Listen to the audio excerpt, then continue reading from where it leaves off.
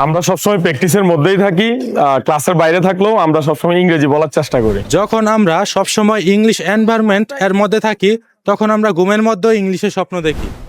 Our dormitory environment is very good. We practice all the time in English, and if anyone speak Bengal, so they have to pay 20 টাকা for per hour. আমি English থেরাপির একজন residential student. আমি 24 ঘন্টা English এনভায়রনমেন্টে থাকি। Every time our teacher take care, always time protect everyone.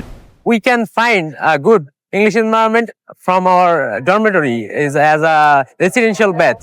আমরা 24 ঘন্টা সম্পূর্ণ ইংলিশ এনভায়রনমেন্টের ভিতরে থাকি।